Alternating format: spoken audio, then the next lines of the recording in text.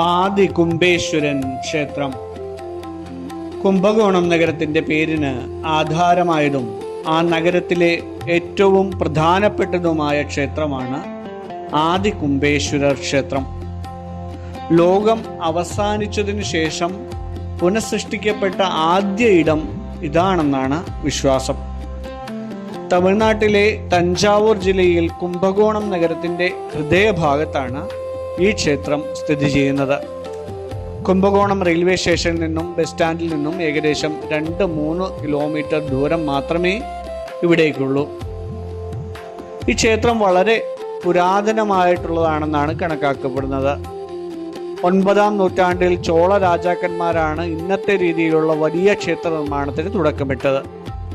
16-ാം നൂറ്റാണ്ടിൽ തഞ്ചാവൂർ ഭരിച്ചിരുന്ന ഗോവിന്ദ ദീക്ഷിതർ ആണ് ഈ ക്ഷേത്രം പിന്നീട് വിപുലീകരിക്കുകയും ഇന്ന് കാണുന്ന മനോഹരമായ ഗോപുരങ്ങളും മണ്ഡപങ്ങളും പണികഴിപ്പിക്കുകയും ചെയ്തത് എന്ന് പറയുന്നു.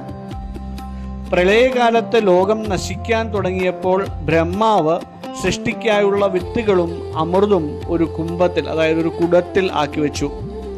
പ്രളയജലത്തിൽ ഒഴുകി നടന്ന ഈ കുടം ഒടുവിൽ ഒരിടത്ത് ഉറച്ചു നിന്നു. ശിവൻ ഒരു വേട്ടക്കാരന്റെ വേഷത്തിലെത്തി അമ്പെയ്ത് ആ കുടം പൊട്ടിച്ചു. അതിൽ നിന്നും അമൃത് ഒഴുകിപ്പരന്ന ഇടമാണ് കുംഭകോണം.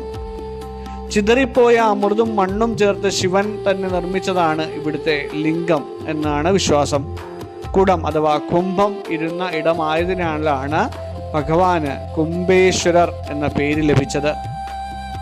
നേരത്തെ സൂചിപ്പിച്ചതുപോലെ തന്നെ അമൃത കുംഭം ഈ പാത്രത്തിൽ അല്ലെങ്കിൽ ഇതിൽ സൂക്ഷിക്കുകയും പിന്നീട് ഈ കുംഭം ഒരിടത്ത് ഉറയ്ക്കുകയും ചെയ്യുകയും പിന്നീട് കുംഭകോണം എന്നൊരു പേര് വരികയും ചെയ്തു. ഈ കുംഭത്തിലെ അമൃത വീണ സ്ഥലമാണ് മാമാങ്കം കുളം. കുംഭം ഉടഞ്ഞ ഭാഗത്തെ മണ്ണും അമൃതും ചേർത്താണ് ഇവിടുത്തെ കുംഭേശ്വരർ എന്ന ശിവലിംഗം തന്നെ ഉണ്ടാകുന്നത്. അതായത് കുംഭത്തിന് ഈശ്വരനായവൻ എന്ന അർത്ഥം. സാധാരണ ശിവലിംഗങ്ങൾ കല്ലിലോ ലോഹത്തിലോ ആണ് കാണാറുള്ളത്. എന്നാൽ ഇവിടുത്തെ പ്രതിഷ്ഠ കുംഭത്തിന്റെ ആകൃതിയിലാണ്. താഴെ വണ്ണമുള്ളതും മുകളിലേക്ക് പോകുന്തോറും കൂർത്തതുമായ ഈ ലിംഗം മണ്ണും അമൃതും ചേർന്നതാണെന്നാണ് വിശ്വസിക്കുന്നത്.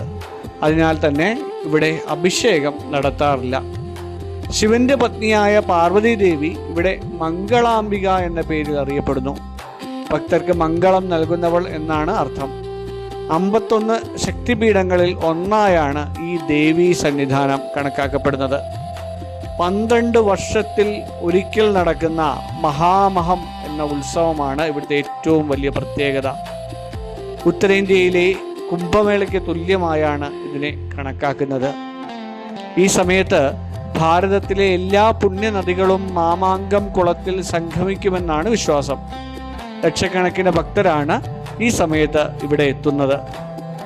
ക്ഷേത്രത്തിലെ മണ്ഡപങ്ങളിൽ സിംഹത്തിന്റെ രൂപത്തിലുള്ള തൂണുകൾ കാണാം.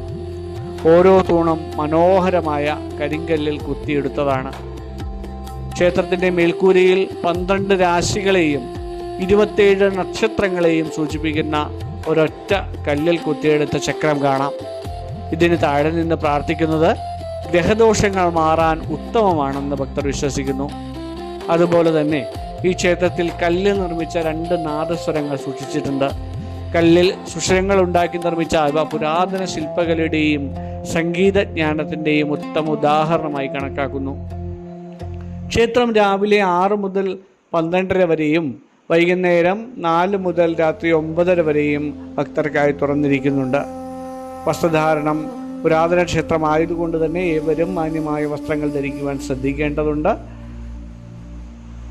ഇവിടെ ട്രെയിൻ മാർഗമാണെങ്കിൽ കുംഭകോണം റെയിൽവേ സ്റ്റേഷനിൽ ഇറങ്ങി വരികയാണ് ഏറ്റവും എളുപ്പം. കുംഭകോണത്തിൻ്റെ ഹൃദയസ്ഥാനത്ത് തന്നെയാണ് ഈ ക്ഷേത്രം സ്ഥിതി ചെയ്യുന്നത്.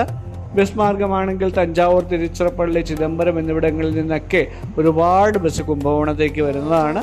നമ്മുടെ ഈ കുംഭകോണത്ത് സിറ്റിയിൽ തന്നെയായിട്ട് തന്നെ ഈ ക്ഷേത്രത്തെ നമുക്ക് കാണുവാൻ സാധിക്കുന്നതാണ്. വിമാനമാണെങ്കിൽ തൊട്ടടുത്തുള്ള വിമാന സർവീസ് കിട്ടുന്നത് ട്രിച്ചിയാണ്. ട്രിച്ചിയിൽ ഇറങ്ങിയിട്ട് ഇങ്ങോട്ടേക്ക് ഏകദേശം 90 കിലോമീറ്റർ ദൂരമാണുള്ളത്. സാധനാപദത്തിനൊപ്പം കുംഭകോണത്തെ കുംഭേശ്വരനെ നമുക്ക് സന്ദർശിക്കാം. സ്വാഗതം.